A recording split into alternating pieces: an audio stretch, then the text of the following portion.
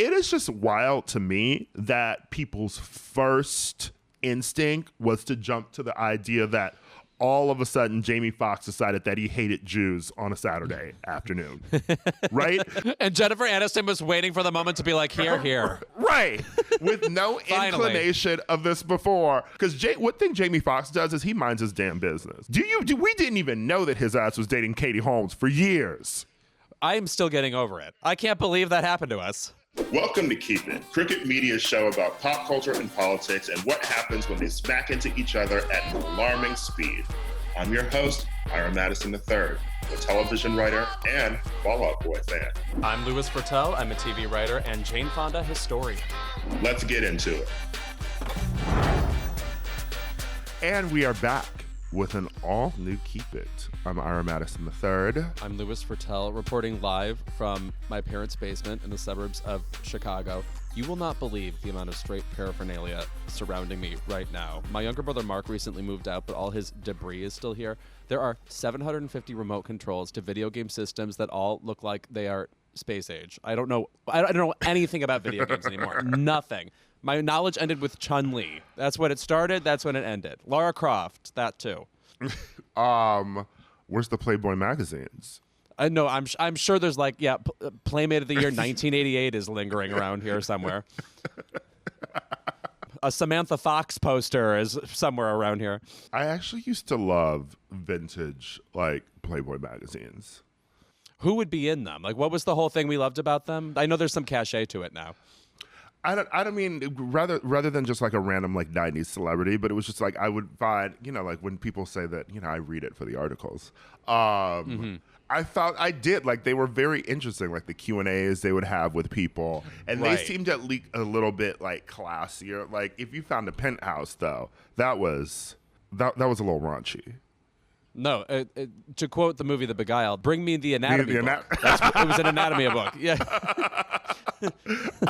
I knew exactly what you were going to quote. I love that movie. I love that quote. I feel like we don't talk about that movie enough. It is this sort of sinister breath of a movie. It's very, I would describe it almost as an unassuming movie, even though a couple of gruesome things occur in it. Everybody's great in it. Great performance from Nicole. Great performance from Kirsten Dunst. Mm-hmm. And who's in the Clint Eastwood role? Mr. Colin Farrell. Colin Farrell, yes. Mr. Colin Farrell, yes. My king, showing his arms on the SAG-AFTRA strike line. No, see, I have to say, I kind of thought we would get more updates about, people at his level on the picket line. But Charlize was there the other day for her birthday. She was? Yeah. Oh, that's fucking rad. Well, also, the Academy just put a clip of her in Young Adult on their Instagram, and people are commenting how much they love her on Young Adult. Meanwhile, it's super awkward because she wasn't nominated for Young Adult. So it felt a little insecure on the Academy's part. They love to do shit like that, though, don't they? I love whenever a award year happens, too, and someone's not nominated, but they love sneaking those clips into the show just because, maybe we'll trick the audience at home who's watching, and they'll think that their fave is nominated. It's they're not even here. No, Danielle Deadweiler is nowhere in sight. But speaking of the Academy, we just lost the director William Friedkin, who won for French Connection, but obviously directed The Exorcist, and also a rad interviewee. Just read his interviews if you ever get a chance. But this man also directed The Boys in the Band. This man also directed Cruising. Gay icon. Whatever you have to say about those two movies, that's some great credibility. He went hard. Yeah. First of all, I love a man who really seems like he should have had a podcast. Yes. Please. Constantly opinions, and it's funny because it's I love when someone dies. Don't love when someone dies. I love it. I love it when someone. I love it when someone's dead. Slay, you're dead. But it's interesting when someone dies, and people have sort of decided now that they will celebrate things that they're saying. Because I feel a lot of his fun interviews and stuff that people are this is amazing. Look at him shaking the table, etc. Modern day people try to do that now, and they're being mean. Sure. You could not be out there like him trashing The Exorcist 2 and saying how much of a piece of shit it was. And also the hilarity of him saying Exorcist. He compared Exorcist 2 to someone taking Tolstoy and making like a porno musical for the sequel. And I'm like, are we saying The Exorcist is Tolstoy? Yeah. I can say The Exorcist, much as I love it, is a very weird movie because it's about an actress going to Washington, D.C. to play a part, and that's where the like Linda Blair, her daughter, Ellen Burstyn's daughter, becomes possessed, and then just the events occur. There's very few Washington, D.C. set amazing movies, actually. It's just a weird place for that movie to take place, though. You can obviously go to those locations and the big stairwell where a certain death occurs. So if you're ever in D.C. and in need of iconography, seek out the Exorcist locations. Well, The Exorcist is also a movie that I think about often, just because my friend Josh Miller, his dad was in The Exorcist. He played the priest. Wait a minute, Jason Miller? Yeah, Joshua John Miller. Jason Miller. And Jason Miller's also a Pulitzer-winning playwright. He won for writing a play called That Championship Season. Yeah, I don't know if you never knew this or if like listeners know this. Joshua, John Miller, and his partner Mark Fortin. I think you've met them. They wrote The Final Girls, that horror movie. Oh, and that movie was sort of based on, his life story of sort of like having a dad who's in this like famous horror movie who passed away. That's what that was the inspiration for The Final Girls. So the best horror, I think, just occurred in the 70s. There's just something about that decade where you want to see murders in that kind of lighting on those gross streets. Sleaze. That's something we don't have in movies anymore. Sleaze.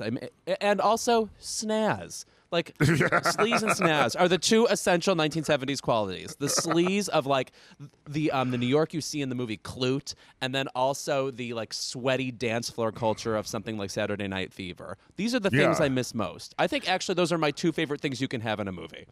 But even like Cruising, right? Or Boys in the Band seem quaint now. But like especially Boys Cruising, in the Band. Yes, yeah, but right. Cruising like had protests. They called it anti-gay at the time.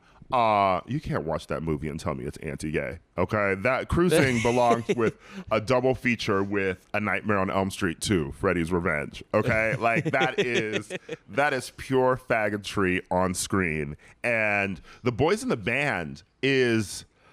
I liked the update, and I liked the play revival. I like the play revival more than the film, even though like the cast of the revival, they were all in the film, the one that Ryan Murphy directed. Yes. That was fine, I thought, but I like the play revival more. But I love the original film just because it feels more, I don't know, visceral.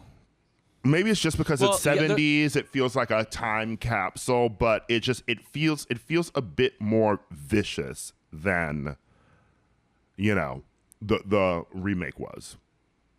And more vicious than things like, Heartstopper and the traditional gay lore we get, these All days. right, It's bitch. nice that there's some bite once upon a time. Here No, I we like go. Heartstopper. I was just watching it. No, yeah. You didn't like it last year. year. No, it's very cute.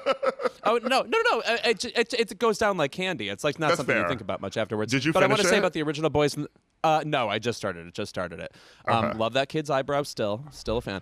The original Boys in the Band. I feel like people don't talk about that movie a lot, and it's this movie that exists obviously before the advent of things like AIDS and stuff. So you're seeing people in a big city, gay friends, hanging out. They're doing like kick lines and, making Judy Garland jokes at each other. And it's just nice to see, fags hanging out. It's, it's fabulous in that way. And then finally, when the melodrama sets in and the, I guess we'll call it internalized homophobia becomes external, it's a little awkward in how visceral is the word you chose it is. But also, I don't know, it's fun to see dated gay things because it feels like we don't have any gay things. So, I don't know. It's like there's a lot to mine there if you haven't seen it yet. It's from the early 70s. A lot of fun performances and It one was or two the actual gay first people in it. mainstream American film to use the word cunt. Get out. Yeah. Progress. You see? Yeah. You know, and now you go to the Renaissance tour and it's like, cunt, cunt, cunt, cunt. I actually just watched footage of the Renaissance tour, and I didn't realize that word is just on the screen. Like, that's pretty... I wouldn't have guessed that for Beyonce 15 years ago, you know? Weirdly enough, it's at the Eras tour, too, you know? It's me saying cunt it in the aisles, screaming. Cunt never goes out of style. It goes up on the screen. Yeah. She is still here. Oh my God, she's on like a 58-day bender here in LA. Did you see it?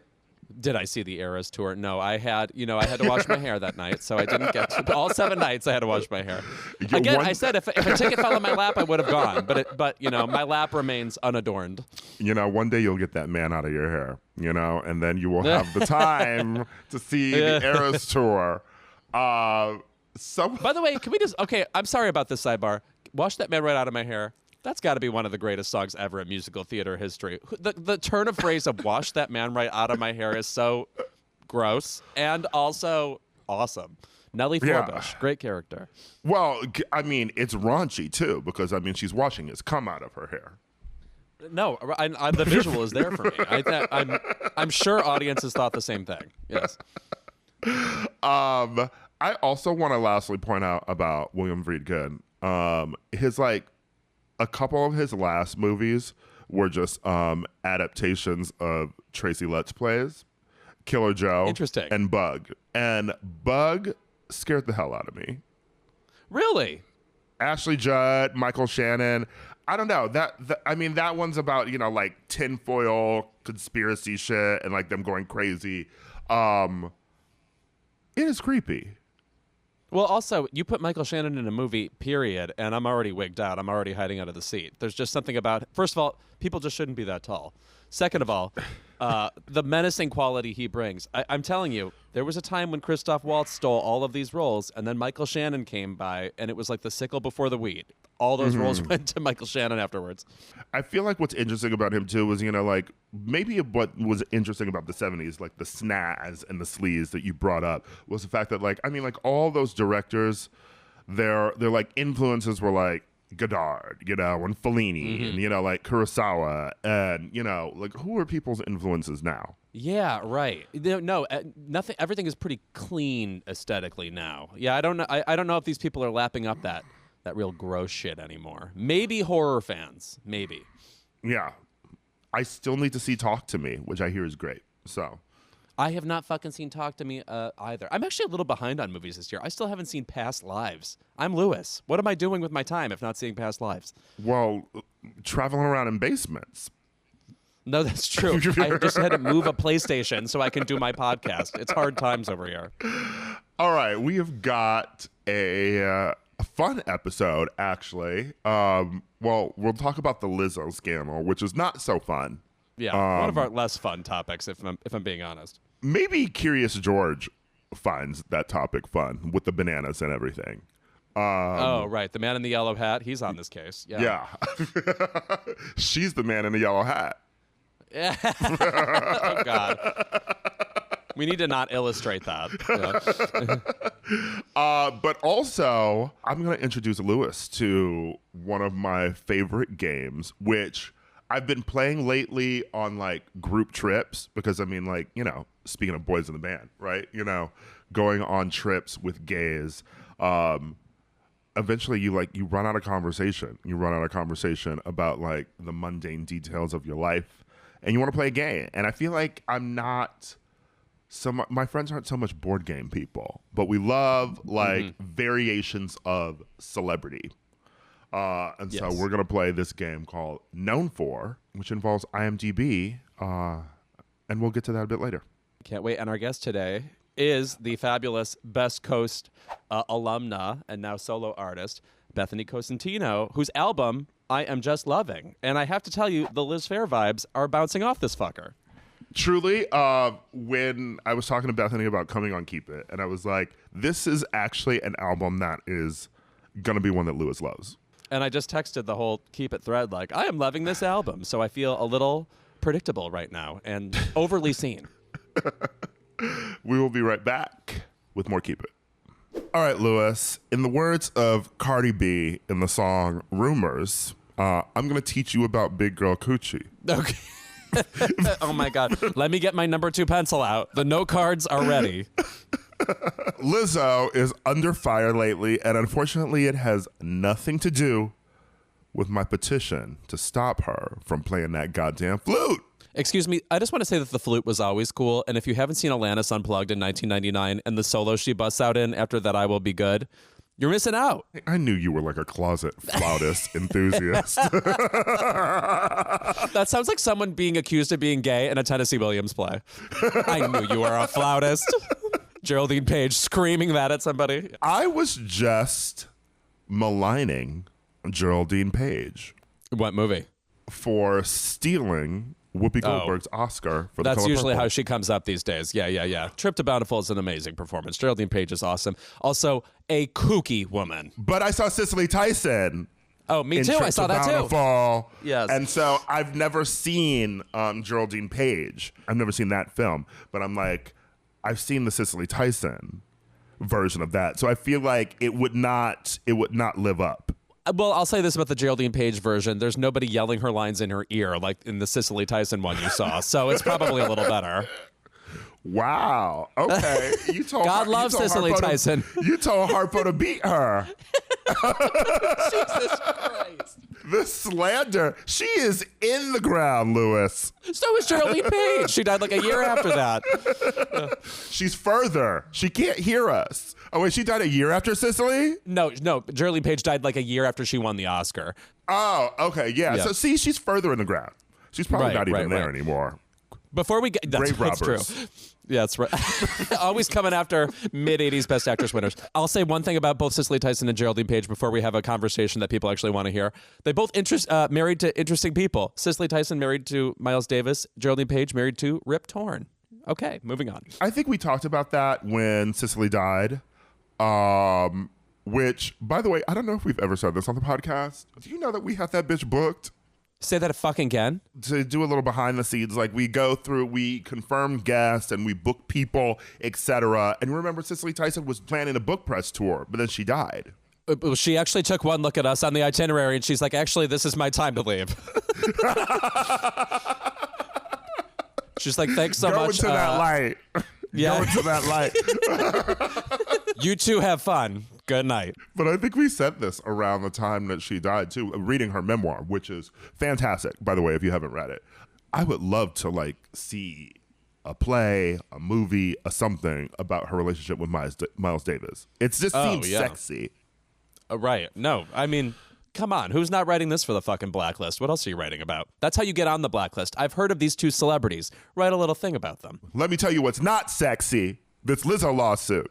Oh, thank you so much. God, you're brilliant transition. Okay, yes. What is going on here? So she's been sued by 3 of her former dancers for discrimination and creating a hostile work environment. And, well, first of all, I didn't know that was something you could sue for because I feel like Lewis has a case. Moving along, yes. The dancers are Ariana Davis, Crystal Williams, and Noelle Rodriguez, and they've alleged sexual harassment, religious harassment, racial harassment, disability discrimination, assault, and false imprisonment. These are all, by the way, American Gladiators events. I wanted to just say that. Go ahead. Yes. All of this is happening on Days of Our Lives right now. Yeah.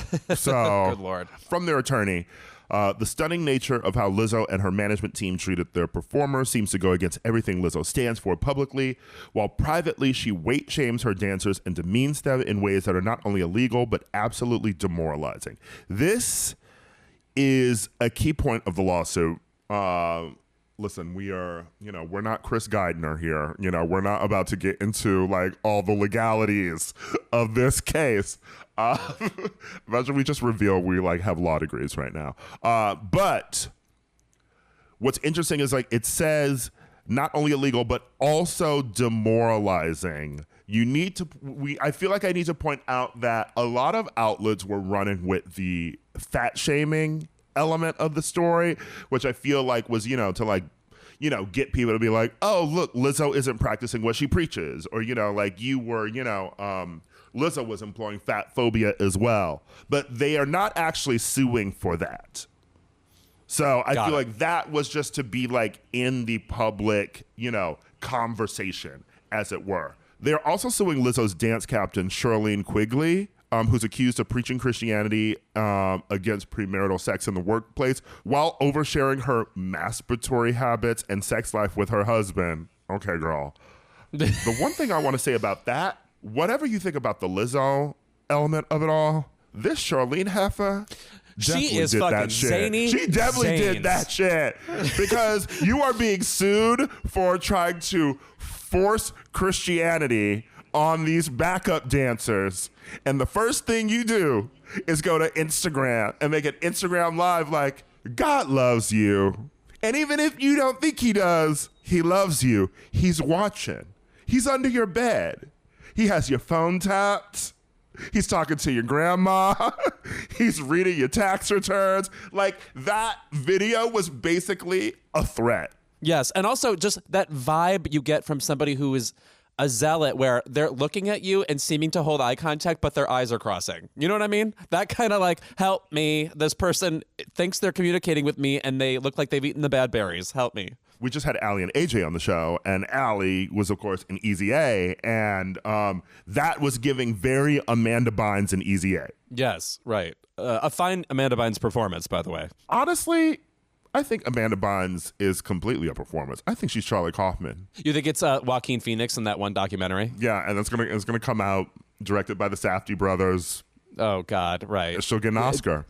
No, it'll be on the Indie Awards circuit for a split second, and then it'll go away. No, you're right. This woman, I mean, like, if you're going to accuse this woman of anything, harping on religious themes and being shameful about it does sound kind of correct based on what she posted on Instagram. Very strange choice to post that. One of the dancers says that when she resigned, Lizzo aggressively approached her, cracking her knuckles, balling her fists, and she feared that Lizzo was going to hit her if one of the other dancers had not intervened.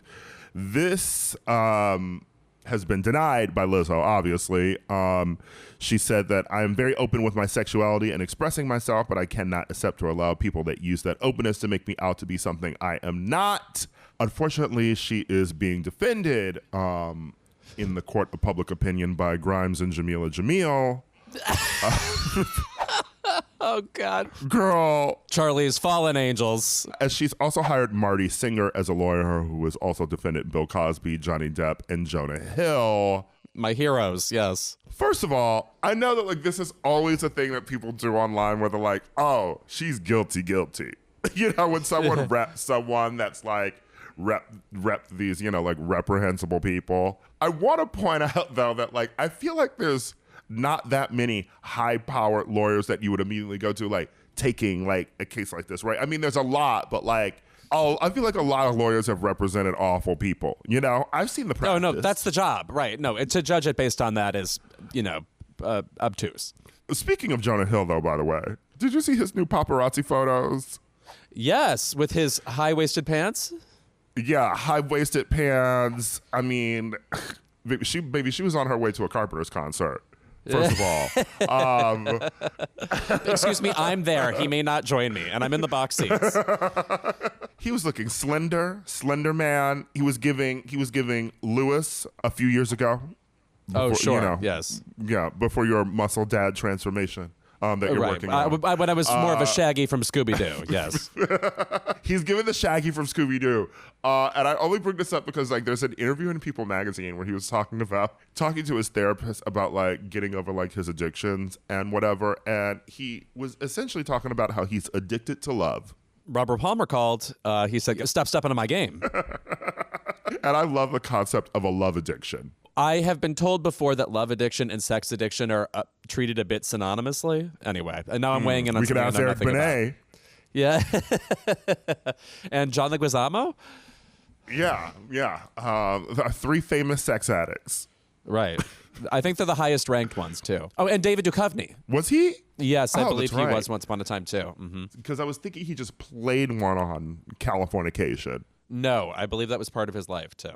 Okay, but back to Lizzo. I will say, whatever happened here, to me it sounds like, all right, she treated some people horribly, and they're trying to find a legal way to address it. And like some of the things they say, I'm like, yeah, that sounds dubious, like being in a club and you feel pressured to do certain things with certain performers, and there's just an uneasiness about the working with this person and then having this like leisurely, rowdy life with her too. I get that that's kind of confusing and there's gray areas there and stuff. But I have to say, I feel like people are treating this with extra irony because, oh, Lizzo preaches whatever, don't be fat phobic or accept body, whatever. I think it's possible to treat people like shit and then also literally believe or preach that, treat people with respect. I don't find that to be hypocritical. I just think it's like, all right, she messed up a few times, or maybe she's hard to work with or whatever. And then intellectually, you can still believe these other things. I just feel like a huge part of why this is so titillating to people is they think that any woman who says,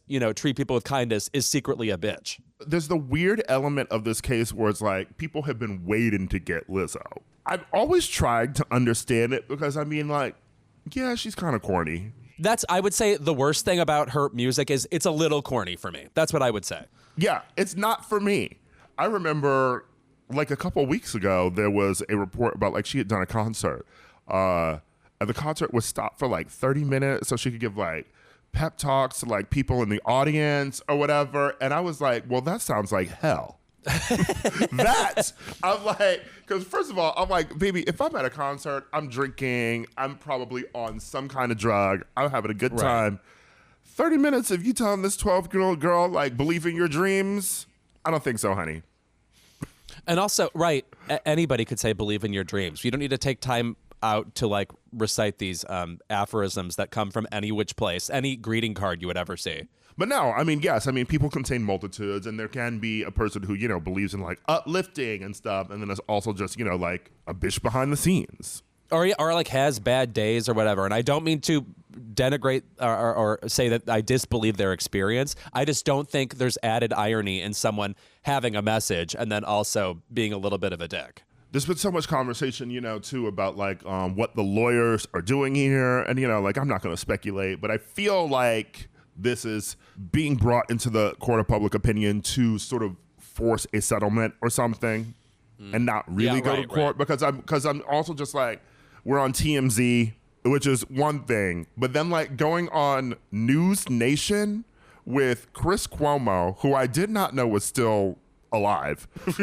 I thought he was the man with no News Nation. Yeah, right. Right. Let alone on the News Nation. I did not know he was hosting a show, which looks like a weird bizarro version of Foxx. Yeah, when you look up Chris Cuomo, News Nation, just images of it, there's a photo of him and then some other white blonde women and stuff behind him, and I'm like, it's truly bizarro Fox News. Oh, weird. I've also never heard of it before, but there's also a funny irony of him reporting on this, given he was fired for covering up his brother's scandal. Right. What do we think of Lizzo's retorts, which I would say are very in your face is what I would choose. She says, it's a lie. Yeah, she says it's a lie. There's another thing that I want to point out too, and this is getting into the Real Housewives of it all. I remember when the Erica Jane stuff happened, right? And people were lambasting her for not showing support for the victims or whatever, etc. In a non-criminal case, in a case where you are being sued, if you have any kind of statement that shows sympathy for the victims, shows that you understand where they're coming from, etc., you're losing. Your lawyer is going. Any statement that someone releases who is being sued, their lawyer has gone through that statement with a fine-tooth comb to make sure that this is not something that will affect you in court. Right. So it has to be in your face and cold by nature. Again, I do not want this to come off as I'm siding with Lizzo, but I am thinking about her rise to fame. For years and years, she was this person who was kind of on the rise and around. She's the kind of person who would host a red carpet for the VMAs as a sort of pseudo celebrity on the fringe. And I remember she hosted one time Wonderland on MTV, you know, that music show. I remember watching this telecast with a couple of friends, and she was literally on the red carpet with people named Steak and Mike. It was Steak, Mike, and Lizzo. That's what the Chiron said. And I remember we were all like, who the fuck are these people? But I did remember thinking Lizzo was really funny. And I have this weird feeling, and this is just something, I kind of feel this way about Ellen DeGeneres, too. It takes these people, either they had their fame taken away from them, or it took them extra long to get there, so that once they actually do rise to the level of giant star, they are extra protective of being there. And I feel like in that space, that's where you can get people who are vicious and territorial, or just like very protective and then rude and awful. You know, I kind of think that's where that comes from, or that's just what I wonder. You know what I think the best way to go about like the fame business? Have a brief burst of fame early. Maybe become a little asshole and self-involved. Sure. Then you settle just into like a normal rut. Start to be bad, right? Yeah. I'm talking about ourselves. Oh, sorry. I didn't even recognize me in this hall of mirrors you've provided. You know, we burn bright, Lewis, and now it's just year 6 of talking about this pop culture shit. I know, right? We haven't outgrown it yet. We haven't moved into, why isn't this a podcast about luxurious housing or something? But no, you know, I feel like there's like different versions of celebrities, right? There's the white hot fame, you know, and then like for some people that sort of like it's all encompassing. Like it can like you can turn into an asshole, or you know, you start hanging out with the wrong people, or you know, you like blow all your money, or like, you know, like there's a lot of attention on you at once when you have not experienced it before is very weird. There is something very weird when all of a sudden, you know, like no one knows who you are. And then you go to a party or you go to an event and multiple people know who you are and they stop you. It's like, it's a very weird thing. And some people handle it well, some people don't, and some people change. One last thing I want to say about like the Lizzo thing. If you are a cunt in private and you want to like preach kindness publicly because like you think it's good for your image or whatever, don't. Because you know what? We love assholes. The American public loves assholes. I mean, listen, I mean, like, there people are making salacious jokes or whatever about, like, Ariana Grande or whatever, but, you know, like, honestly, stealing people's men is kind of, like, likable and fun for celebrity, you know? Right. Gives us something to talk about. It gives us something to talk about, and it makes you interesting, and it makes you not boring. There is an editorial in the Washington Post right now that's about Lizzo, and the title is something like, the message is, don't deify celebrities. How fucking idiotic are we? Did the Washington Post turn into a Zanga from 2004? And then secondly, who is deifying Lizzo? You enjoy her music. It's great that she's around. About Damn Time, great song. I'm okay with that Grammy win. White women at Soul Cycle. Yeah. Okay. And let me tell you something. Those instructors were probably scrambling this week. Who do you think they replaced? who do you think they replaced Juice with? Oh God. Well, first of all, Juice and its assorted remixes can be an entire playlist. So you're right. Some people just had to start from scratch. Those people are probably shifting to Taylor Swift with ease, I do have to say. Do you remember when Lizzo attacked this like Pitchfork writer because they compared the album "Cause I Love You"? They said the music was very like Natasha Bedingfield, very mass market produced, for playing in grocery stores, playing in gyms, etc., which is hilarious. It's hilarious that this person clocked that. It's hilarious that Lizzo got pressed about it. But also, she wishes. Okay, she wishes she wrote these words, okay? Oh, please. No, we don't. We're talking about the work of Natasha Bedingfield now? Honey, if you haven't listened to Single recently, that is my fucking jam. She snapped all the way on that fucking album. Like, oh, yeah. We're not making pop like that anymore, okay? We're not making pop. We're not making pop for you to step out in your pumps, low-rise denim jeans, a shirt with like sort of a skirt that you're wearing over the jeans. Oh yeah, crimped hair. You made a killing at Charlotte Russe. Yes. You are the wettest seal. You are dripping. You are the dripping seal. I do wonder when that era's coming back, though.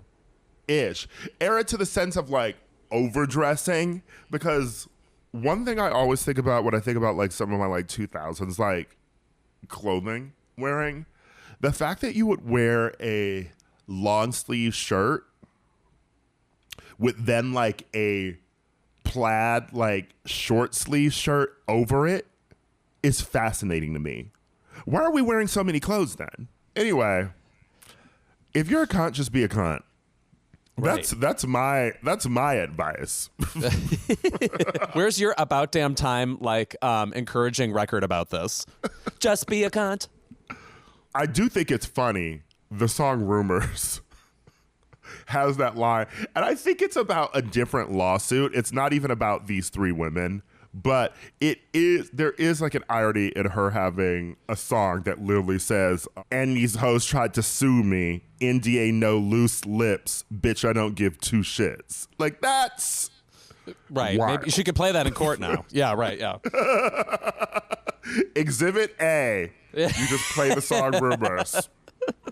The judge is like, case dismissed, and you're slay as hell. Boots! We will be back with Bethany Cosentino. Keep It is brought to you by Indochino. Ira, what weddings and formal events have you got coming up? I want to hear them all. Well, I'm kidding, just one. Well, Ariana Grande did invite me to her new wedding. But I have been looking everywhere for something, that you wear to a wedding that's happening in a pineapple under a sea. Which is tough, right? Vera Wang is just not on this tip, right? Here's the thing. If you want to look sharp all wedding season long, it shouldn't be expensive. And with a custom fitted suit from Indochino, you'll create priceless memories without costing a fortune. Every suit is made to your exact measurements, and you can customize every detail. Create a suit that fits you and your style perfectly with options for fabrics, lapel shape, custom monograms, statement linings, and more. They also have tuxedos starting at $579, which is a great price if you're unfamiliar with tuxedos. Why rent when you could buy a custom tux you can rewear for years to come? Indochino also offers completely custom fitted shirts, casual wear, and more. Get a superior wardrobe personalized to your style and taste without the luxury price tag. RSVP knowing you've got the perfect look all wedding season long from Indochino. Go to Indochino.com and use code KEEPIT to get 10% off any purchase of $399 or more. That's INDOCHINO.com, promo code Keep It. Our guest today belongs on the Mount Rushmore of Queens of Summer. You know her from her iconic work with the rock duo Best Coast, making emotional Golden State anthems for over a decade. But now that I've moved to New York, I need a little something different. And she has delivered that with something completely new and different. Her debut solo record, Natural Disaster. Welcome to Keep It, the stunning and talented Bethany Cosentino. Hi, what an intro. Thank you so much. Thank you for this album, really. Lewis and I were talking this morning. He was about how much he was enjoying it. And I'm really loving this like new vibe from you. It feels like Best Coast inspired. It feels like in that same realm, but it's completely like something 90s, something like Liz Phair. Like it's a bit more, like loose and like, I don't know. Lewis will have more descriptions. I love to be loose. Thank you. I also want to say this morning, I have a friend staying with me, and I was listening to the album again before we recorded, and he was like, what is this song? Like Natural Disaster. And he was like, because it's the hottest summer, that line, he was like, I'm feeling that. Truly is. The summer is burning, especially here in the city. And that song has been really speaking to me. Somebody on Twitter said it was like a dystopian soak up the sun. And I was like, that's truly what I love to hear. And thank you so much. Yeah, I didn't realize that the summer that it came out would literally be the actual hottest summer on record. Kind of jarring. But thank you. That's awesome. Thanks. I love hearing that. Well, also, speaking of Soak Up the Sun, you are apparently a gigantic Sheryl Crow fan. And I am. And you can hear a little bit of that in this record. I can't even pick a favorite Sheryl Crow song. She's somebody who I've always loved, like that era of music. I'm obsessed with like Liz Phair and Alanis Morissette. But Sheryl Crow is somebody I learned a little bit later. I love her self-titled album the most. But I was wondering, like, what's your favorite Sheryl Crow era or album or song? My favorite, I think, also it's so funny because I literally have this Tuesday Night Music Club poster behind me. Holy shit, and you do. Like, it's right there. Oh, wow. It's like, she just like looms over my shoulder. But I feel like every time I like do an interview, she comes up, obviously, because I'm such a massive fan and she was a huge influence. But I feel like people probably are like, oh, this girl's trying to wear like Sheryl Crow's skin. Like she wants a skin suit of Sheryl Crow. Because it's just like, I move a little bit and it's like, there she is. I think Globe Sessions is my favorite album. And I think the reason why is because she obviously is like, her writing is very personal and like relatable. But I think that album is when she finally started to just sort of be like, those songs are almost like diary entry like. And I'm the kind of writer that like, I write about my feelings and emotions. I love all, you know, like I love when people use metaphor and shit, but I'm just more of a person that's like, this is the way that the world makes me feel. And I'm going to talk about that in song. And I think that album for her is like, her version of like opening Sheryl Crow's diary set to like it's very straightforward melodies. Yeah. I am not surprised to hear that. I feel like the comparison is evident. I feel like I need to do a Sheryl Crow dive, and I feel like I feel like maybe that's the album to start with, because like obviously I feel like I'm very like Soak Up the Sun, you know, I'm very like All I Want to Do, you know, like I'm very like upbeat shopping at Target Sheryl Crow is what I know. Yes, you know. I feel like from what I know about you, Ira, from the internet, I think you'd be a Sheryl Crow stan. She's also just when Matt Rogers on the show a couple weeks ago, we were talking about how I guess Sheryl Crow has perfect pitch, and which makes sense because she was just recruited out of nowhere to be on the Michael Jackson Bad tour to sing I Just Can't Stop Loving You. So it would make sense that she's that talented. She's a crazy, incredible singer. Yeah, for sure. I also read that while making this album, you know, your first solo one, it was both the easiest and hardest thing you had ever done. I was wondering if you could elaborate on that, because to me, this feels so effortlessly you in a way that it just sounds like exactly the format you would want to deliver this music in. The sound, like the guitars, the breeziness of it all feels very signature you. So I was wondering what was both easy and hard about it. I appreciate that a lot. Thank you. Like, I think for me, the ease came with just knowing exactly what it was that I wanted to do. Like, Best Coast last album came out at the top of the pandemic, like before COVID came. You know, it was like 2 weeks into tour and the world shut down, and it was just like, oh, okay, nobody can do anything. And I was just sitting around at home trying to figure out like, okay, am I going to be able to ever tour this record? Should I, you know, like doing the dumb live, like acoustic guitar live streams in my living room, just being like, this is literally hell on earth. I don't want to play into an iPhone. And I started to really think about like, what have I always wanted to do? And what I've always wanted to do is make a really different style of music, a different style of record. Like, I'm a singer. That's like my main instrument. And like, I always wanted to make something that felt like I could tap into a lot of my influences. Like Linda Ronstadt's my favorite singer of all time. And I was like, I want to make something that feels kind of more like that. And so I knew exactly what I wanted to do, but the process of like stripping myself away from the identity of like Bethany from Best Coast, I think was really hard for me. And also it was just like, it was very uncomfortable for me too, to have to like acknowledge within myself that I felt that I had outgrown a part of myself and that I needed to kind of evolve and move on and try something a little bit different and more grown up. So it was like, the growing pains were really hard, but the actual like idea of what I wanted to do came to me very quickly. And that I just sort of like followed. It's interesting that you say, you know, like you wanted to, you know, tap into some different influences and maybe even this sort of like growing pains element of moving on from Best Coast, because I feel like what always sort of appealed to me when I first heard the group was obviously, I was living in California at the time, but I feel like I discovered Best Coast around when I discovered like tennis as well, and I feel like it was the sort of like, I don't know, just moving to California, this sort of like modern dream pop era vibe that was going on that feels very like prescient there, and like music you just want to like listen to when you're driving in the car in California. What, I guess, were your sort of like influences that you feel like you were drawing on then? If you feel like, because, I feel like, you say, like you have your Linda Ronstadt, like your Sheryl Crow, and like you're able to tap in that on your solo album. But how were you drawing inspiration in the band, I guess? And how is that different now that you're just working solo? Well, I think with the first Best Coast album, it was so inspired by like, because I moved to New York to go to college, and like I was over California. Like I was like, I hate it here. I've been here my whole life. I'm tired of it. I was like in my fucking Carrie Bradshaw, I'm going to be a journalist, imaginary mindset of like, oh, moving to New York and being a writer and going to college, it's so easy. And then I got there and was like, JK, LOL, this is not what I thought it was going to be at all. And I am like such a California girl that the weather for me, like the winter was just so extreme. I was like, I was not built for this.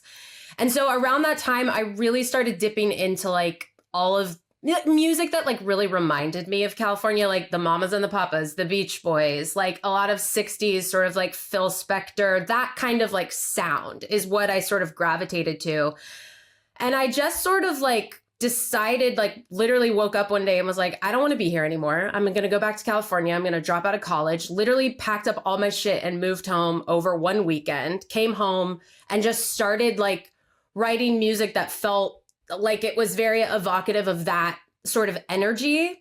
And my collaborator and bandmate with Best Coast, Bob Bruno, and I have known each other since I was like 17. And we always had that like kind of pop, specifically like Beach Boys kind of love of pop. We had that in common. And so I didn't really know anybody else that I could like reach out to be like, can you help me with, because like I can write songs, but I need someone to help me like record them, and I don't know how to play bass and drums and all of these things. And I reached out to him and was just like, I'm gonna move home and start a band. Do you want to do this with me? And he was like, sure. Just started sending me music. So I just started sending music, and I think that the combination of his love of more kind of like surf rock and the tones of the guitar and shit like that, mixed with my love of like melodic, straightforward pop melody, the blend just sort of very organically worked. And I think that as time went on with Best Coast, I was always trying to tap into other things. Like I think the second record was very influenced by a lot of stuff that I would say my solo record is inspired by. But I just felt like the formula always went back to the like easy breezy, this California sunny thing. And I think that like, I think intrinsically it was just, that's in the DNA of Best Coast. I don't think it will ever be something that like doesn't exist within the music that we make, under the name of Best Coast. You mentioned how during the pandemic, it was annoying to have to perform into an iPhone. But my question is, what would you consider the ideal performance space for you? Like when you're thinking about performing live, what's the venue where you just picture yourself and prefer to be? Oh, I'm actually playing my first like full band, like solo show in LA in September at the Troubadour. And like, I grew up going to I saw like every show when I was in high school. Like the Troubadour was like the place I wanted to be. And like, when they asked me, where would you want to play this record in LA? Like what venue within this capacity would you be interested in? That was like my immediate first response was the Troubadour. And I don't know if it's just because it's obviously such a legendary place, but it's also so tethered to like my own memories as like a high school student going to see like every fucking band on Saddle Creek. Like I was at every Rilo Kiley show in LA. Like, that was like my favorite shit in the world. So I think that like, that is I'm really excited to play this album there, but I love, like, don't get me wrong, it's fun to do like a massive theater, or like if you open for a band and you get to play in an arena, like that shit's cool. But I love like an intimate space. I just think it's fun. You can connect with your audience easier. They're literally right there. And I just like feeling like we're all kind of like packed in, enjoying the experience of the songs. The Troubadour is one of the few places on earth I can think of that actually might be too legendary. Like if I were a musician perforing in that space, like just thinking of like, you know, Linda Ronstadt, for example, that's where like exactly. the Eagles, whatever. In addition to like a drunk John Lennon getting thrown out of a Smothers Brothers show. It also additionally the weirdest Elton John. Elton John performing there. Yeah. Yes. The weirdest thing about that space, though, is it's right down the street from gay West Hollywood, like feet from it. And those two worlds just do not go together at all. That has always blown my mind. Yeah. I actually, like last year, I can't remember, maybe it was earlier this year, I did like I was invited to come do a tribute, like a pre-Grammy salute to Lucinda Williams, who's one of my favorite singer-songwriters. And it was at the Troubadour, and I went and sang. And then my manager and I, like right after, like left, and we went to, well, actually we had dinner at Pump. Then we went to the Troubadour. I knew you were gonna say Pump. Then we went to the Abbey, and I was like, this is the funniest night of like Pump, then Lucinda Williams at the Troubadour, then the Abbey. So it was kind of like all of my interests. and those things are right next to each other. It's very crazy that the Abbey, which is, you know, like the world's headquarters for vodka cranberry, is right by where Lucinda Williams would naturally play. I was literally in like a boho, like dress with cowboy boots at the Abbey, and I was like, this makes no sense, but I'm obsessed with my vibe here. So you went to Pop. I knew you were gonna say Pop because I feel like you and I first bonded online talking about Vanderpump Rules and Bravo. Yeah, Bravo head for life over here. I mean, truly. I mean, I feel like there's so much I could ask you about Bravo. But one, Real Housewives of New York. Are you loving it? Have you watched it? I've watched the first 2 episodes, and I don't know if it's just that I'm so pre-programmed with the old bitches that like these new women, I'm just like, I'm trying, like, I don't want to give up on it. I love Jenna, first of all. Mm-hmm. Jenna's a queen. I'm obsessed. Jenna Lyons is just an icon. Incredible. But I'm just a little bit like, I think I need to really like work on detaching from the relationship of the old and sort of allow the new. I think I'm having growing pains similar to my record. I'm like, I really feel like I'm ready for this change. But at the same time, I'm like, wait, but this is hard. I miss like fucking Sonia Morgan falling down. Although I am watching the Crappy Lake show, which is kind of hitting that spot for me too. Yeah, I feel like what's really interesting to me about rebooting a show is obviously, you know, we're getting like, there was a lovely episode this week where one of the new housewives, Brynn Whitfield, is discussing growing up biracial.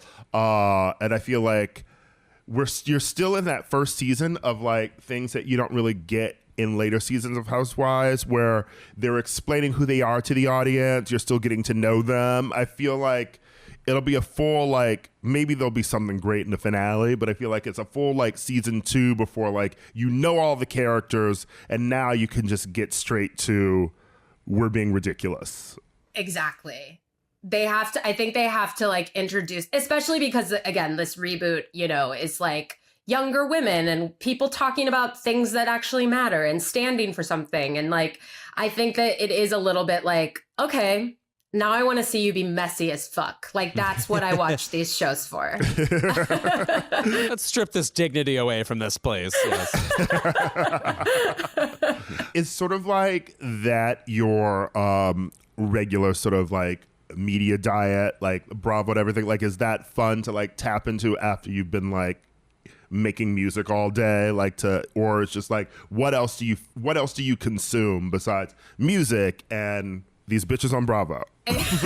That's my, like, I call it my smooth brain TV time. It's just like, I don't have to think. I can just like sit and watch women be wasted and screaming at each other and sometimes have really beautiful emotional moments. And like, I just think that for me, I don't like, I'm the kind of person that when I'm stressed out, I go to the mall. Like, that's where I go. Like, I'm literally like, I need to go for a walk. I need to clear my head. And I go to the mall, and people are like, the mall is not like a relaxing place. I'm like, for you, it's not, but for me, it is. And I feel the same way about Bravo shows where they're all like screaming and there's chaos. It's like something about that just makes it so that my brain just shuts down. And it's like, all of a sudden, it's like there's silence, and it's just me and like these crazy wasted people talking about how rich they are. And I'm like, this is exactly what I needed. I've never related to anything more than someone saying, I love going to the mall. Because when you're like, when you're constantly perusing, you're not thinking about whatever's going on in your life. Exactly. You know? Exactly. It's just like, there's so many, like, you can do, it's like people watching. You'll all of a sudden be like, oh, there's a sale. I'm going to go check that out. And then you're like, never mind. Everything in here is heinous. I'm going to get a Wetzel's pretzel. Yes. Like, it's just,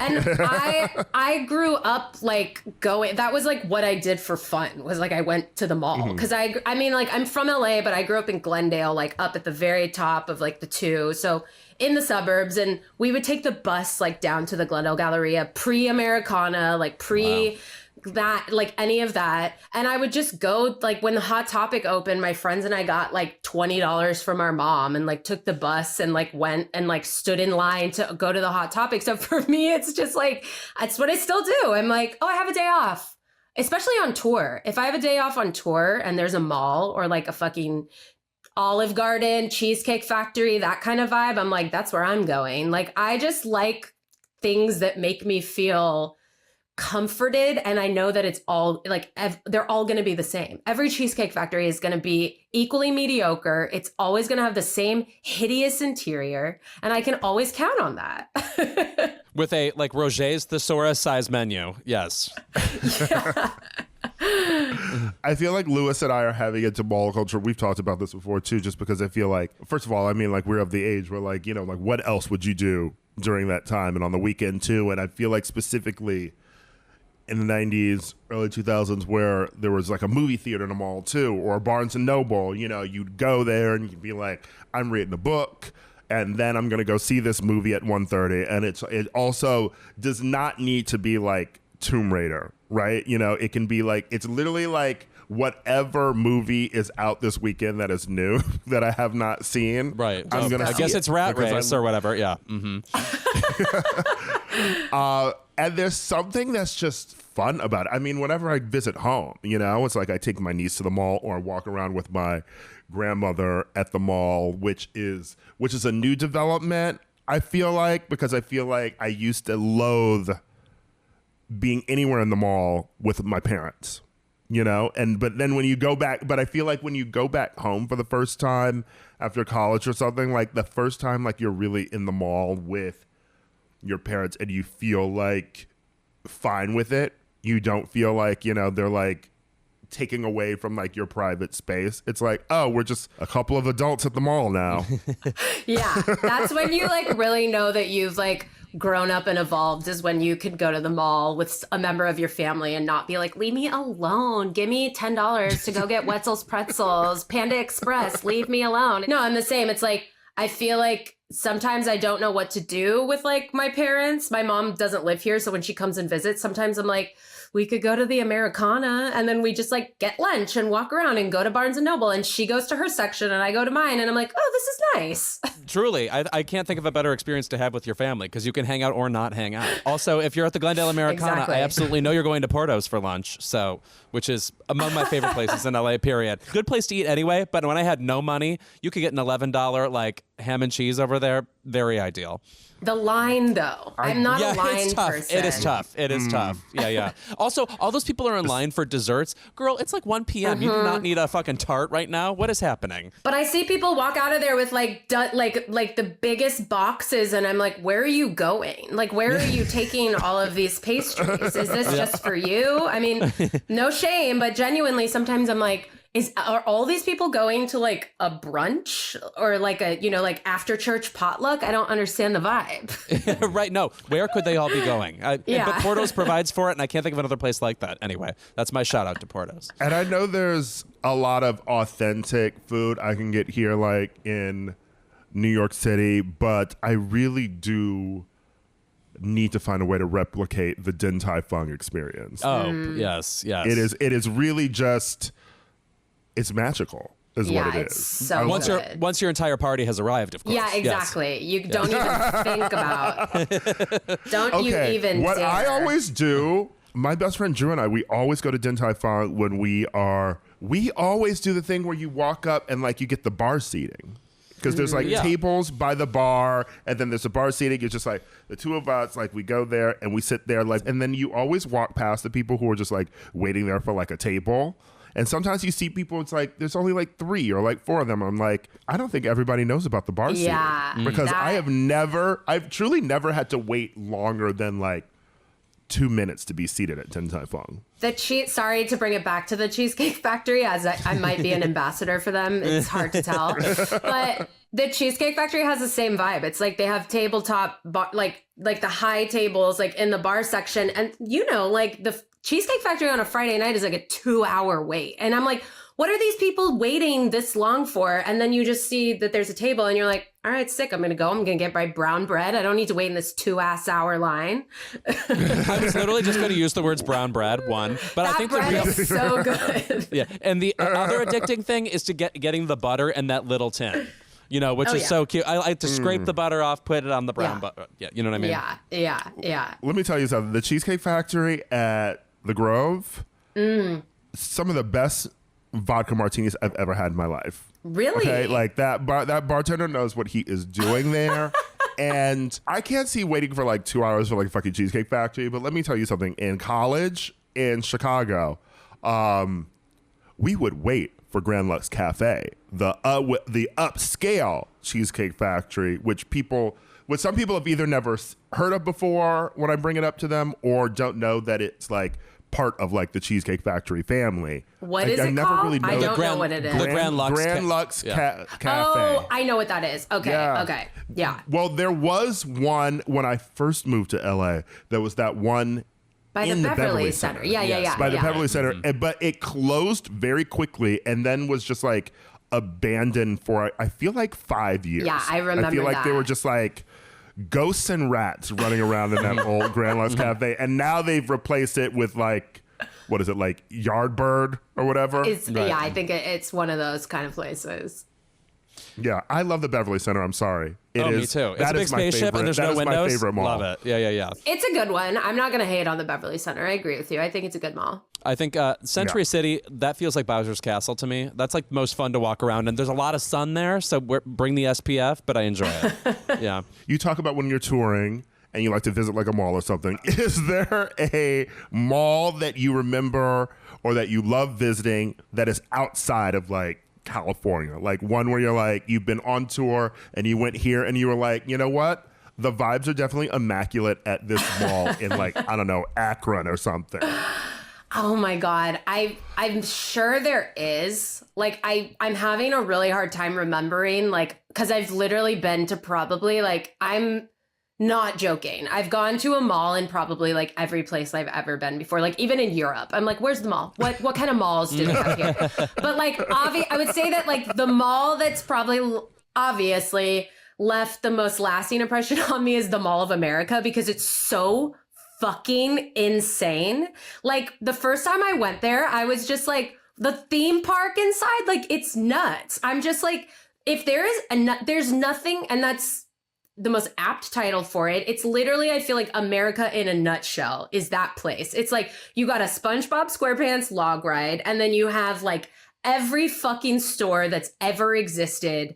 And you can like, it's just like you can spend your whole day there. It's Disneyland. Also, once upon a time, the amusement park in the Mall of America was Snoopy themed. And I remember I went there as a kid and I was terrified of everything. I was terrified of rides. And I specifically was terrified of the thing where you sit in a swing and it swings around? It's like a giant kind of, I would call it a whirligig. That was themed after the kite eating tree in Peanuts. And I just want to say that was bone chilling for a child. Just remembering that even now. The year was 1997 and I was scared. Yeah. But I love the Mall of America. Snoopy trauma. Yes, right. Yeah, right. It's nuts. Also, going back to the Beverly Center conversation and really just to tie all of this in with my music career and my obsession with malls, one of the first Best Coast shows truly was at the Bloomingdale's at the Beverly Center.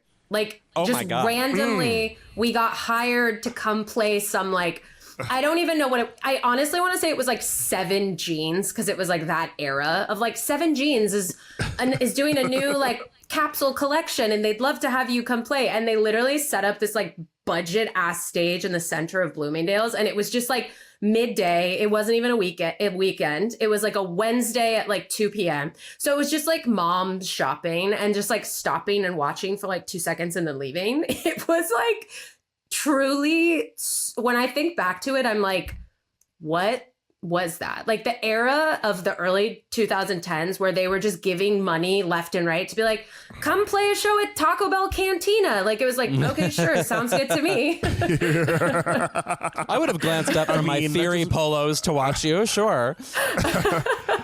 I miss the era of the mall concert. I miss the era of, honestly, like Fashion's Night Out.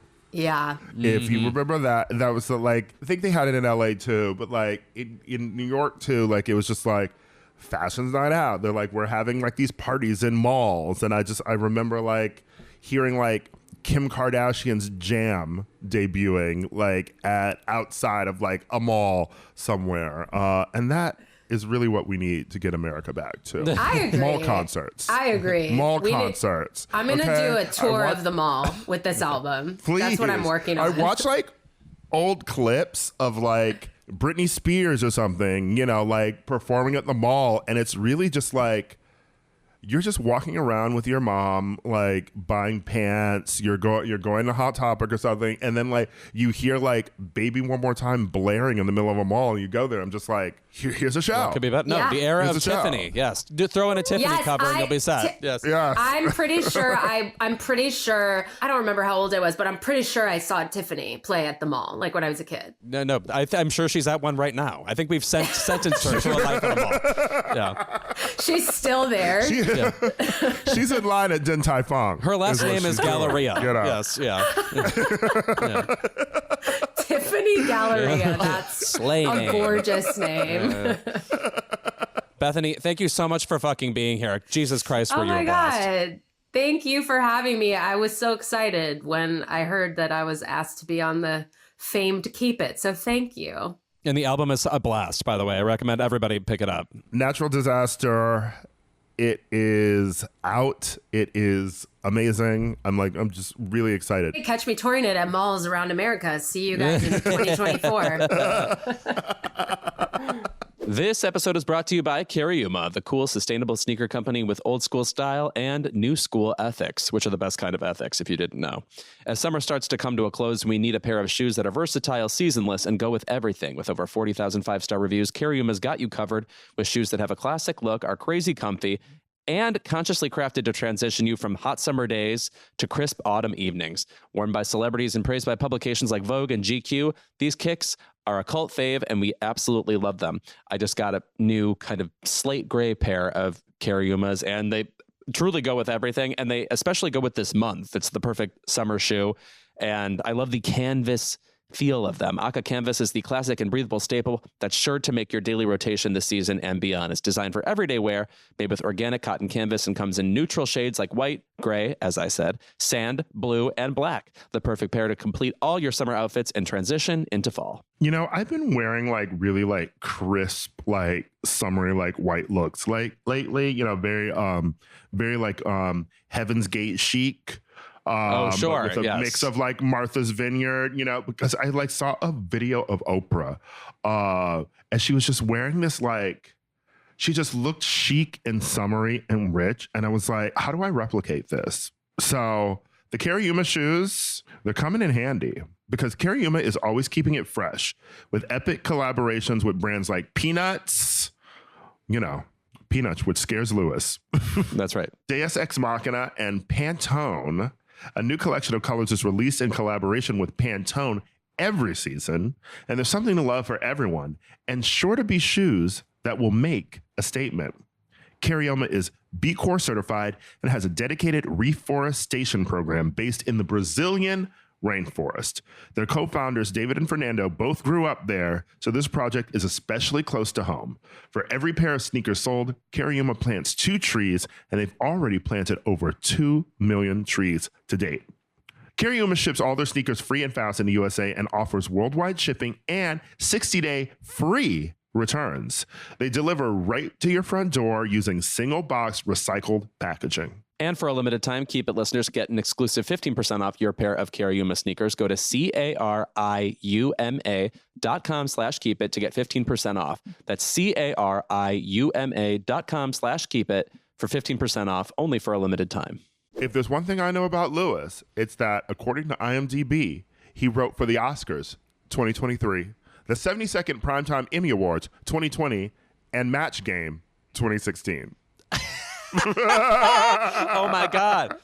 All technically true. Match Game was something I did like on the side while I worked at Billy on the Street. I had like, they would want like 20 questions a day. By the way, it is hard to write for the Match Game. You think it seems like easy, like knock-knock jokes? Absolutely not. You have to come up with like a beginning, middle, and ending, and then have to be able to write things that like other people can solve or insert a joke into. It was hard. Don't. You can't just do it in 20 minutes like I thought you could. And we all know that I've played such iconic roles as LA Hipster in You and Self on The Late Show with Stephen Colbert. So I want to find out what IMDb has to say about other actors in this game that I've been playing lately. It's called Known For. So the concept is you basically just go to IMDb and you look up a celebrity, and the Known For on their page usually has 4 projects there. And what's interesting about this is it's not always the 4 most recent.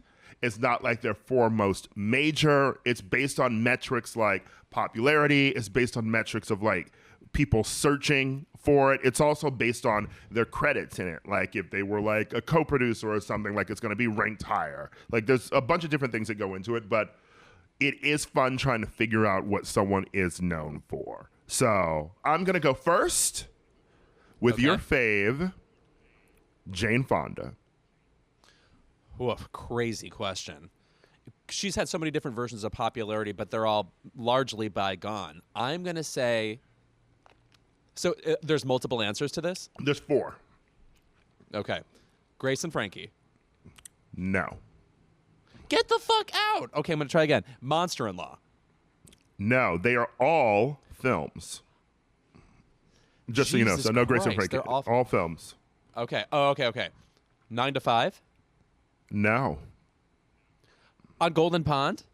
No. They are all prior. There's only one from the 2010s, and the rest are prior to 1990. Wow. One from the 2010s. Our Souls at Night? Oh, no. It's got to be Book Club. No.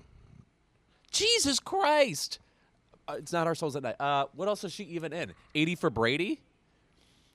Well, that's too recent. You mentioned one of them already in this episode. Right. Because of course I would. What else is Jane Fonda in from earlier from the 20? Okay, I'm going to go before 1990 because I'm losing my mind. Barbarella. That is one of them. Thank God. I thought I was losing my mind. Klute. Yes. Okay, well that means Klute has had a bit of a renaissance. I'm excited to hear that. The China Syndrome. No. Oh, God. What are the other 2? Another one is from the 70s, and the other one is from 2015. 2015. Youth? Yes. Wow. What a crazy choice. She's in that movie for 2 minutes. Lots of good performances in it. It's Paolo Sorrentino who did The Great Beauty. It's like Michael Caine. Weirdly, Paloma Faith is in that movie, but Rachel Weisz gives a great short performance in it. And then there's one more, and from the 70s. Can I get a year on that? 78. Coming Home. Yeah. Wow. So people are watching Coming Home again. That kind of blows my mind. I guess she did win an Oscar for it, but yeah. It's so also like ratings. That is like rated like 7.3 out of 10 on IMDb. So, okay, I am going to pick Ben Affleck. Okay. I'm going to start with Gone Girl. You are correct. Gone Girl is one of the 4. Okay. Argo? You are correct again, which, of course, he was not nominated for Best Director for, but it did win Best Picture. Yes. Yes. Okay. I feel like one of those fucking Batman movies he was in is on there. I will actually spare you. Mysteriously, it is not. And Wow. I'm surprised that Justice nothing League? in the... No, nothing. Okay. This is actually a pretty clean slate for Ben Affleck, I have to say. Good Will Hunting? It is correct. Yes, that's the 3rd one. And you have one more. Okay. And it's a clean slate for Ben Affleck. So, Yeah. what decade? It is the 2010s, Okay. but barely. Is it Dogma? Nope, that's 1989. Okay. Yeah, this is 2010. Okay. I'll throw this one to you. The Town is his other known for. Oh. Doesn't that feel like pretty like legitimate? Like those Because he 4 directed that, right? movies? Correct. Yes. Okay, yes, that yes. makes sense. Yeah. Yeah. Blake Lively. I remember her writhing about. Yes, and Casey, also one Casey of the Affleck. right. Oh, do you know what I just watched for the other? Do you know what I just watched the other day? To Die For, and which of course I've seen before, but Joaquin Phoenix and Casey Affleck in that movie. Weird to have 2 Best Actor winners being so young in a movie together. I mean, I feel like everyone in that movie, I mean, all 3 of them, like Nicole too, like they all went on to just be like icons. And you know who kind of didn't? Ileana Douglas, and she is amazing in that movie. She gives the performance of Lizzie Kaplan's dreams in that movie. Well, given Lizzie Kaplan's career, she'll be starring in To Die For, the TV series. No kidding. No kidding. Yeah. Which honestly would work as a television series. Oh, totally. It has I mean, honestly, the whole thing has a Ryan Murphy vibe. I'm surprised we don't have that show, actually. The movie Network could also be a limited series. Surprised we don't have that either. I'm going to give you the Mafia Mama herself, Toni Collette. Toni Collette. Yeah. Now, this is a good one because Toni Collette is not in many like franchisey things or something. So it's like what kinds of prestige are bubbling to the top. It absolutely has to be The Sixth Sense. Yes. Okay, thank God. So I'm on the board. Toni Collette. I feel like I think the A24 vibes are hitting, and Hereditary is one of the 4. Yes. Thank God. Okay, I'm doing really well. I'm feeling hyped. Toni Collette, how about a Boy? Yeah. Oh, and one more. All right. This is going deep, but I feel like it has stood the test of time. Muriel's Wedding. No. Ugh. Almost she a clean is sweep. not. She's not top billed in this film. Ooh, she's not top billed. Okay, what is she? This is definitely not it. The Hours? Yeah. Oh. Never mind, I was born for this game. I thought I was going to crash and burn. All right, I'll give you one more, Ira. Okay. Oh, I have to click on this one. I'm sorry. Oh, this is fucking amazing. Okay. Ira, your movie star is Madonna. Oh God. And these are indeed movies. Okay. W.E. Can I tell you something? It is not up here, but I recently learned that W.E. has a 6.2 rating on IMDb. Who the fuck gave that above a 5? Where the Oscar All for Isaac kids. stands up and about? Yeah, right. Astaire was like, we've got to do something. Yeah. I forgot how many black kids she has, and so they went to see Beyonce together and took a photo. I was like, oh. And then I forgot that 2 of them are twins. Right.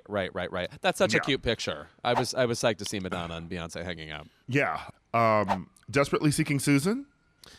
Absolutely not. And much as we love Miss Susan Seidelman, I was just talking about this movie with my friend Devin over the weekend, who watched it.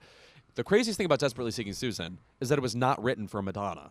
People that were up for that role were like Ellen Barkin and Melanie Griffith and Jennifer Jason Leigh. It's like, wow, once upon a time, Madonna had to contend with Jennifer Jason Leigh. That's how the 80s worked. Okay. You know what's funny about that? It's sort of same genre, lesbian-y.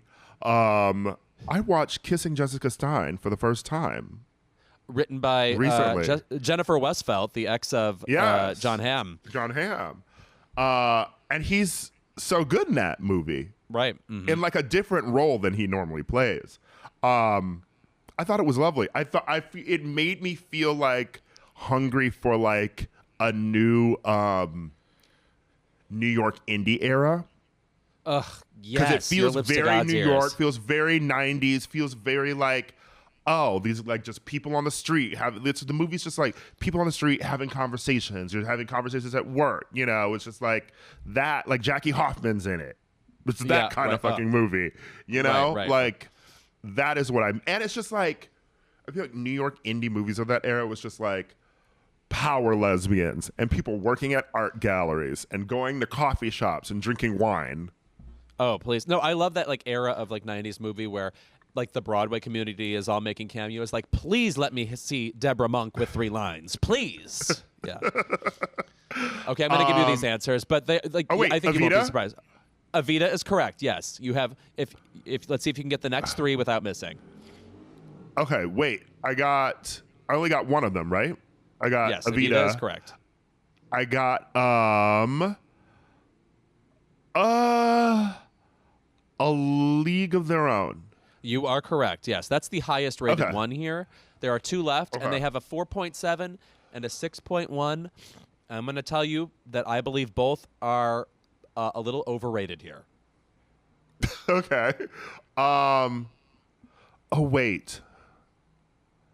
The biggest movie that she's ever been in is not Dick Tracy. She did a Bond movie. She's in it. She's in it too.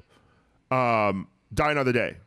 Die Another Day is correct. Okay. Yes, that has the 6.1. I always forget that she's in that movie. Like, yeah, she plays the fencing instructor. Verity. Fencing, yeah. Yes, yeah. Yeah. Uh-huh. That's the opening of the movie too. Because like they're fencing and then it goes right into her song. What a zany fucking song. Barely a song. Also, at the time was still one of the most expensive music videos ever made. It's like a pretty cool video. Can I get a co-star for the last one? Okay, I am going to give you a co-star, but it's not the main one. Okay. And since she came up already, Ileana Douglas. Year?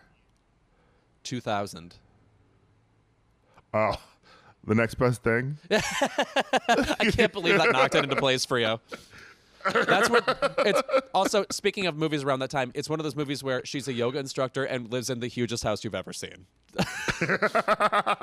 Not how life works. Not how life works. I've been like, my writing has been like firmly entrenched in like late 90s, early 2000s. So I've also just been like literally like poring over like movies released in 2000 and 2001 to see if it's something I want to write about. And I'm like, I saw this and I'm like, I saw this once in theaters and I cannot believe I've never thought about it since, honestly. No. Honestly, if you want to watch Rupert Everett, Madonna, though. Yeah. We were just talking about him last week. Yes. If you want to watch something cool with Madonna and Rupert Everett, on VH1 in the late 90s, they did a thing where they revisited all of the places Madonna used to hang out before she was famous and the apartments she lived in, and he does it with her. And they are so fun together. You forget that they were like a cool friendship for a while. He was her Debbie Mazar for a moment. But anyway, okay, this game is fun, and unfortunately, we're going to play it 15 more episodes because I love these games. I'm going to do this one more because I know you're going to get it so quickly. Nicole Kidman. Okay, Nicole Kidman. It has to be Moulin Rouge. Yes. Okay. It has to be Aquaman? No franchise movies. Oh, great. Nicole Kidman. She's also, all of course, prestige. Oh, love it. It's got to be The Others? No. Damn it. No horror. Rabbit Hole? Yes. All right. That's really shocking. A movie I love. Maybe that's my favorite Nicole Kidman performance. I'm also going to add Lion. No, they're both early 2000s. Oh, and The Hours. Yes. And no one thinks about this damn movie, but the Interpreter. But someone won an Oscar from it. Cold Mountain. Yes. Oh, good. Okay. Clownery. That movie, but that movie is longish. That's a movie that has good parts in it, but like feels like less than the sum of its parts because too much of it is not interesting. Yeah, and then Renee Zellweger, of course, squawks. Yes. Yeah. I love this game. It's truly one of the. It's like I feel like sometimes celebrity is hard to play when you're with a group of like other people, just because like. The way our brains work about like thinking about like and remembering pop culture, it's just like it's hard to play with some people who feel like they don't think about like totally they, like, can't recall like a celebrity's name or something, but they know like the moves and stuff. I feel like this one is more fun and easier to play with people, and if you're giving people hints, like it gets people more involved in the game too. You're sort of like, well, this person was in the movie, and then they're trying to remember co-stars and.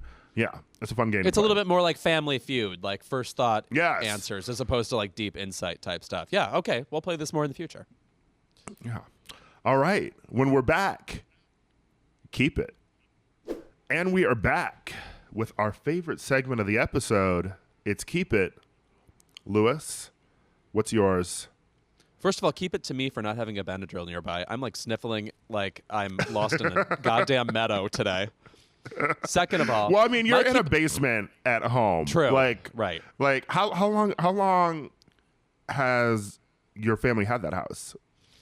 25 years. So, yeah, 25 years of largely heterosexuality building up in here. So I can Midwestern basements. There's so much going on down there. Dubious. No, the amount of cartons of goldfish crackers that have been down here alone. Moving on.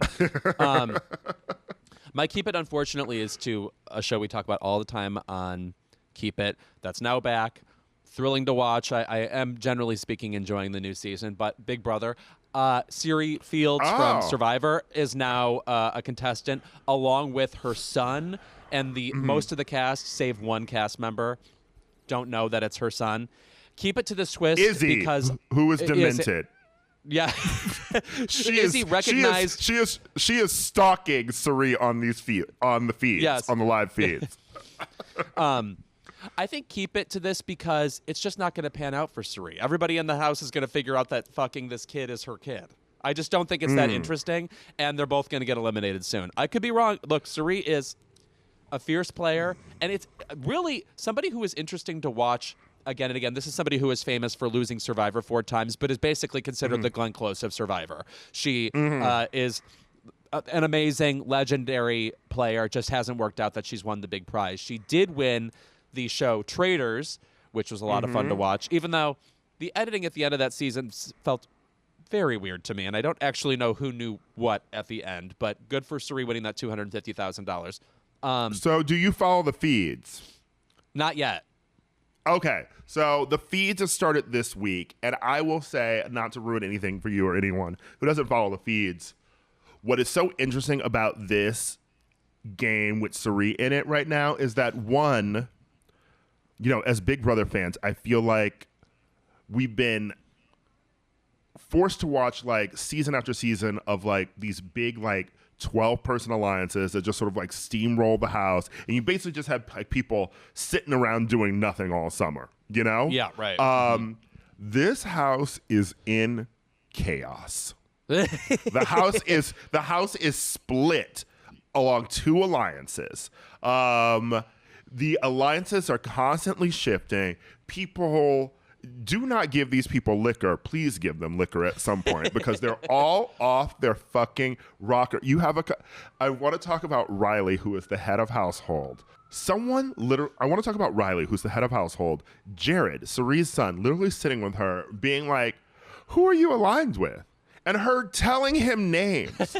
These everyone is so crazy. right now. There was a moment yesterday where Sari like went to the diary room and she came out. She was like, "Don't let me go to the diary room. Y'all done lost your goddamn minds." Like people are running around this house in such an insane way every day that like I love following watching the feed sometimes, but I really love watching the live updates on Rob Has a Podcast.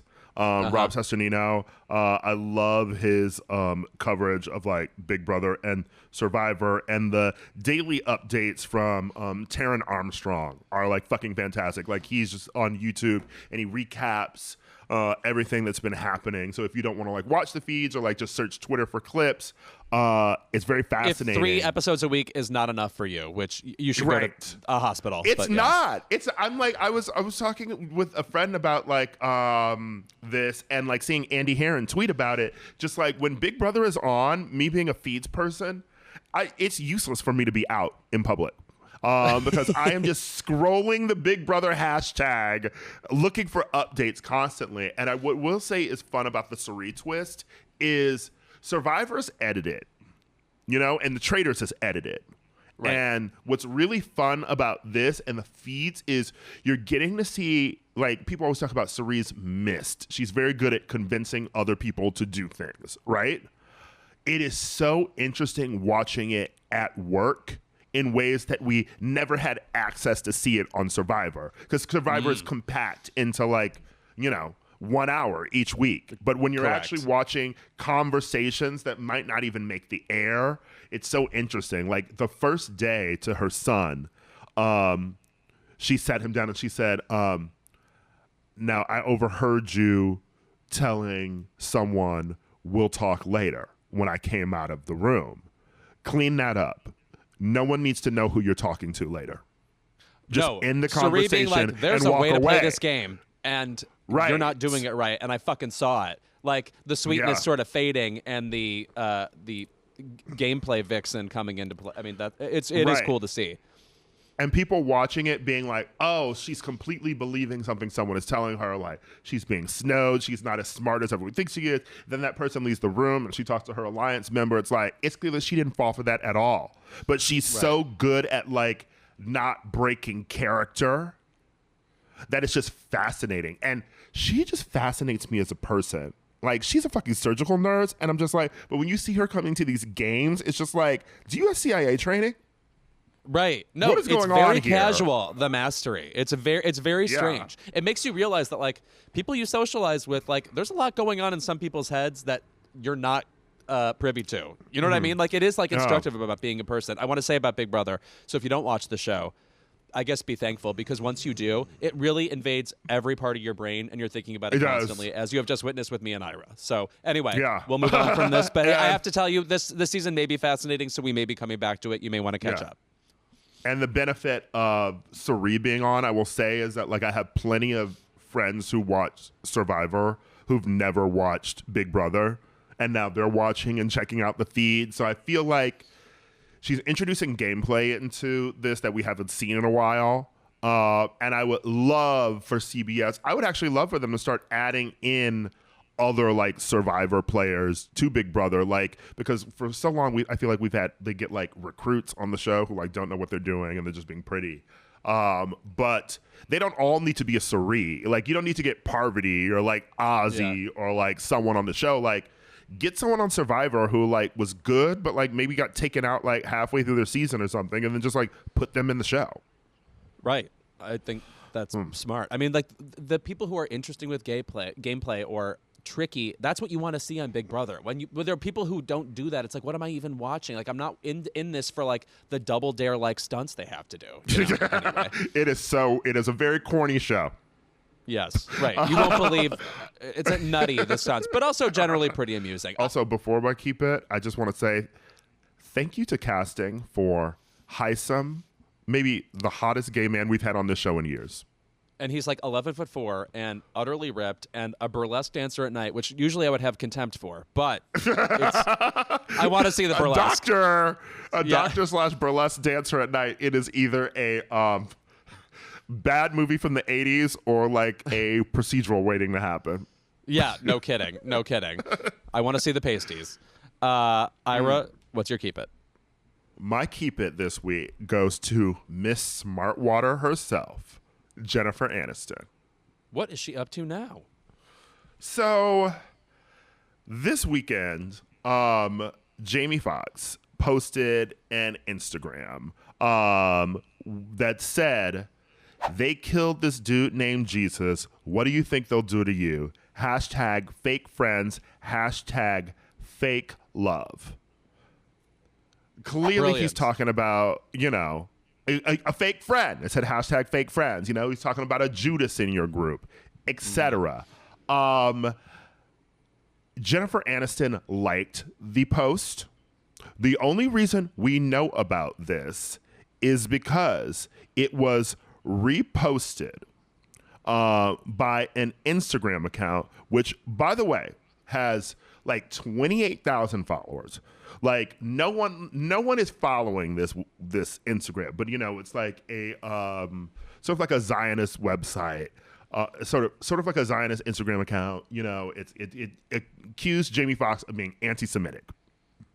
Got it. Also, what went unseen too is in that same post, they also accused Cardi B of being anti-Semitic because, as you know, she beat those charges this week.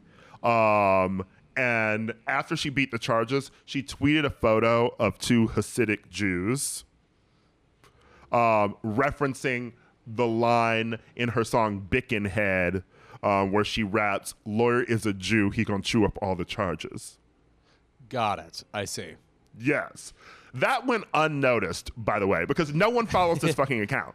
Right. But because Jennifer Aniston's like was visible in it, someone must have sent it to her.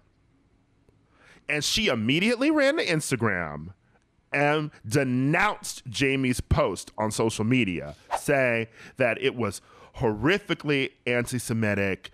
She would never support anti-Semitism, etc. Because obviously, if you do not know, there is the long-running thing from like Nazis, evangelicals, anti-Semitic people who use the phrase like saying they killed Jesus, referring to the Jews killed Jesus. Yes, right. Yes. They, the Jews are they. But this ignores the fact that in Black colloquial speak, they usually refers to just like one. They can refer to one person. When you're like the streets are talking, I could just mean Lewis is talking. It could just mean me or talking. And the hashtag fake friend implies a Judas. And I don't know if like this is something that you've heard growing up, but I just feel like, particularly for Black people, like there's always like this term about like the Judases in your camp, or like, like they kill Jesus, they'll kill you too. It's not about an anti-Semitic thing. It is about the Judases in your camp. You got to watch out for the Judases, the ops, the whatever, It really is a thing about differences between two languages, right? And I feel that it was right of Jamie Foxx to apologize and just say that that is not what he intended. And I thought that that would have like deaded the conversation. But people are still going back and forth, debating this thing, talking about like, well, this is anti-Semitic, or like, well, this is Black, like language. And I'm like, girl, this man just got out of a coma. And now he just had to go through all this all weekend. Like, I feel so bad for him. And the fake friend must be Jennifer Aniston, because you're friends with this man. You like the Instagram post. I just like DM him or something, to immediately jump to that post was wild to me. And then to not also apologize publicly either for setting it off when he said that his intent was misconstrued is wild to me. All she's done is turn off comments on Instagram. The thing is, he has beaten death, and he has beaten Shazam, and I need him to beat this rap. And I get some people saying, like, we need to be vigilant in these times, et cetera. There's a lot of racism, there's a lot of anti-Semitism, like, going around in the U.S. That is being mainstreamed.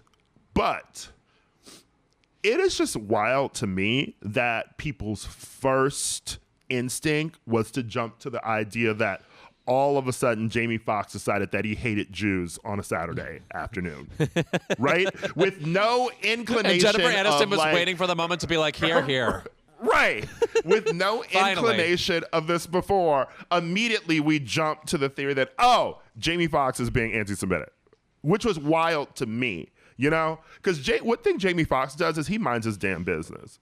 Yeah, right. We didn't even know that his ass was dating Katie Holmes for years. I'm still getting over it. I can't believe that happened to us. Like, that's the definition of being a celebrity who minds your business, right? Because Katie Holmes is somebody who once upon a time had her own entrance into the Manhattan Whole Foods. She was so famous. So to get away with dating her that long is very crazy. The bitch is still famous, okay? I tried to go to Balthazar a few weeks ago with Ty Sunderland. We tried to have dinner with us, and it's shut down for a private event. And I'm like, who's this private event? And then you see like Katie Holmes just being photographed on a red carpet. And I'm like, oh, okay. She's shutting down Balthazar. And you were left with just pieces of April, which sucks. Crumbs of April. And you know what? To shut down Balthazar on a Monday night when I'm hungry, that was disturbing behavior. I was trying to get to the reference. I was like, where's it going? I didn't have it. I should have been there. That was good. Disturbing. Yeah. But this goes to my other, but besides me being pissed off at, this Aveeno lotion heifer, who still has not apologized. The one thing I want to go back to, as we were discussing last week, and we said on Keep It for 6 years running, celebrities, get off social media. We will like you more. It's just the truth. Because you know what?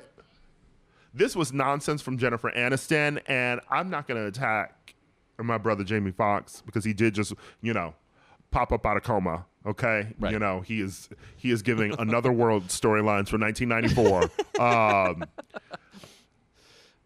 You have too much money, brother, to be online talking about hashtag fake friends. Okay. No. Honestly, this is so something we could all learn from. You make too much money to subtweet. You make too much money to subtweet. Yeah, no kidding. We could all learn from this. In fact, right now, I believe you are teaching Mrs. Tingle. There, I did it. Okay. Okay, we need to go away. Well, Katie Holmes, we speak your name, Katie Holmes. Well, that's our show this week. Thank you to Bethany Cosentino for being here. We'll see you next week. And Lewis and I are going to go. Best one yet. Oh, so good. Yeah.